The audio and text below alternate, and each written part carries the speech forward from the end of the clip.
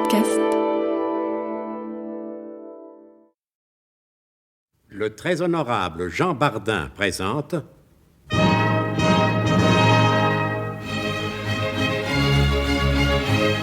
Bon baiser de partout.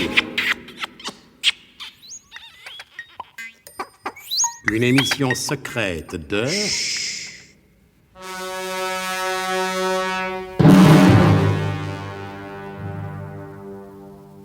Donc, vous vous en souvenez très certainement, nous avons abandonné notre bon Nicolas Leroy-Deck en assez vilaine posture. Zorbeck Legras et Wilhelm Ferntag l'ont attiré dans un guet-apens. Après l'avoir assommé, ils l'ont transporté dans l'une des soutes à bagages du paquebot La Reine de Sabag, et pour être bien certain qu'ils n'iraient pas les importuner pendant l'escale du Pirée, ils l'ont entièrement déshabillé. Or, que peut faire un homme tout nu, seul dans une soute à bagages ? Figurez-vous que c'est précisément l'objet de l'épisode de ce soir. Aïe, oh là là là là là là, oh, ma tronche, ma pauvre tronche, oh, on dirait le championnat mondial des forgerons. Ça tape de tous les côtés sur des enclumes. Ça tape. Vivement la grève des forgerons. Oh, à propos de grève, ne devait-on pas aborder au rivage de l'Attique dans les minutes qui ont précédé mon évanouissement ? C'est drôle. Le bateau ne bouge plus. Je ne suis peut-être plus sur le bateau. Ah non, c'est de la tôle par terre. Même dans les HLM de luxe, le parquet n'est jamais en tôle. Oh, mes pauvres yeux.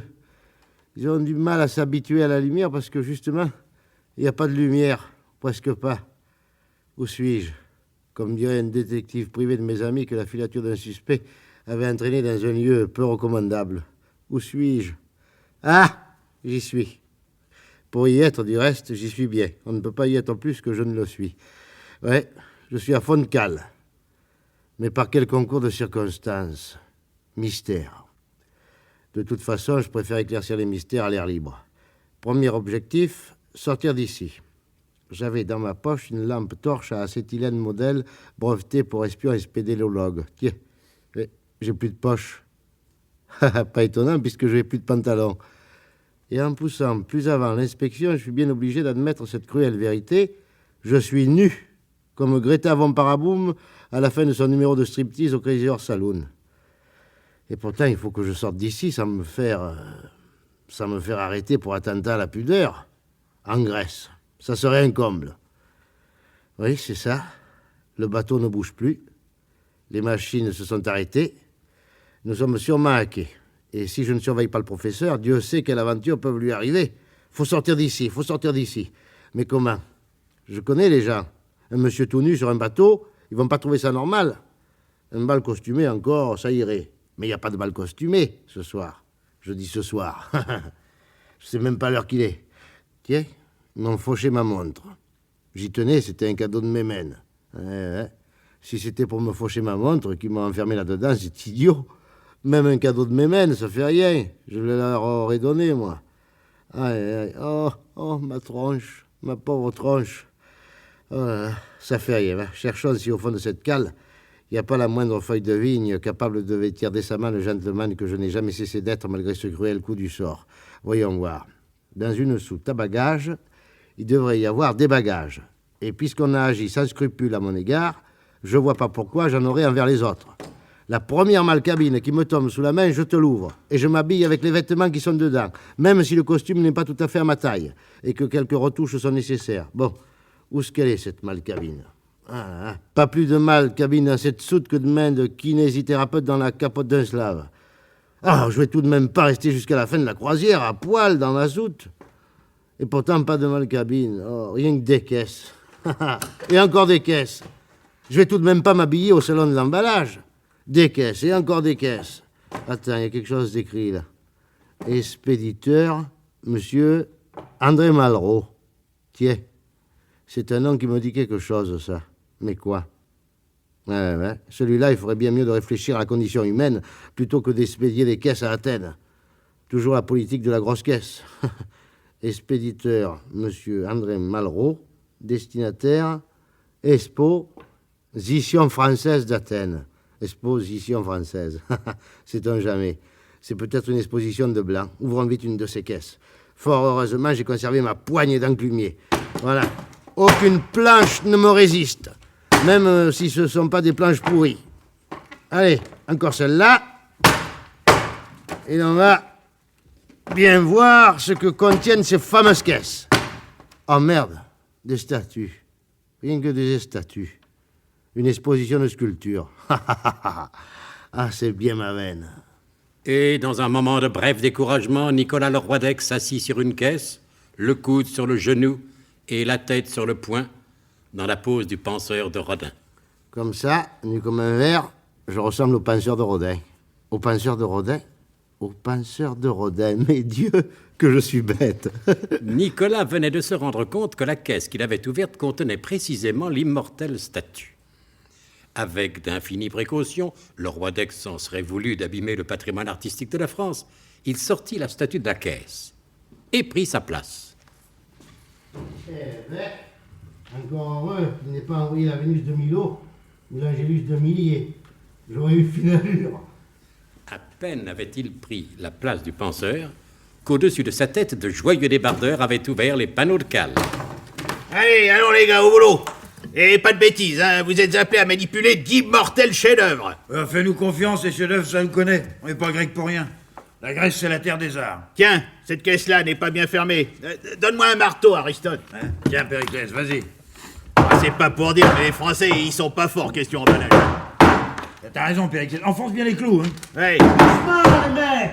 Celui-là, vous me l'enfoncez dans le... Qu'est-ce que tu dis, Aristote? Hein? Moi, j'ai pas causé, Périclès. Je disais, messieurs les débardeurs, de vous y prendre doucement en rapport à cette pointe qui est particulièrement mal placée et que je risque de se voir s'enfoncer dans... Aristote, je te jure, t'es un peu pénible à jeter tout le temps, hein? Oh, puisque je te dis, Périclès, que j'ai rien dit. Vas-y, tape et t'occupe pas.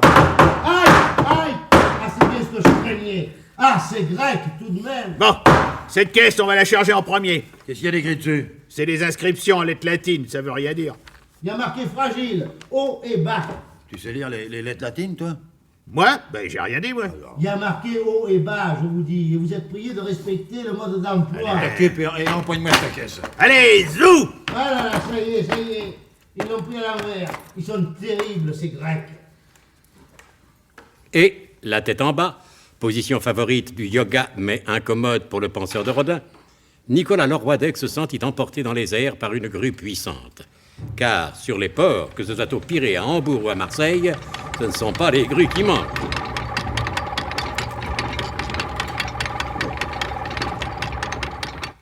Allez! Lâchez tout! Ah, lâchez tout, que je vous dis! Et moi, je vous dis doucement. Il y a marqué dessus fragile. Lâchez tout, ça ne craint rien! Ah, vous pensez c'est une babiole qui n'a même pas 2000 ans? On peut y aller, on en fera une autre. Allez, c'est du moderne! Lâchez tout, que je vous dis! Et ils lâchèrent tout. La caisse atterrit assez lourdement sur la plateforme d'un camion et le véhicule prit de rechef la direction d'Athènes. Là, les croisières organisées. Je m'en souviendrai des croisières organisées.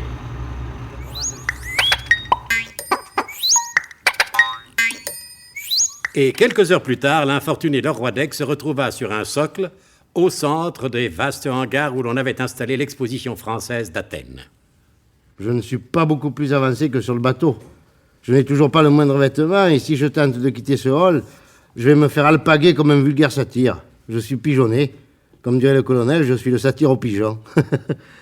C'est dans ces moments-là qu'on se rend compte qu'on a toujours vraiment besoin d'un petit poids chez soi. Mais si le véritable agent secret doit compter sur son courage et son esprit d'initiative, il faut bien qu'il compte aussi de temps en temps sur sa chance. Et justement, le colonel visitait l'exposition française. Ouais. Remarquable, cette exposition. Oui, vraiment remarquable. Ouais. Ah, tiens, curieux, ce centaure. On dirait un centaure ou à raison de l'époque de la pierre à briquet. Ouais. Ah, mais Dieu me donne.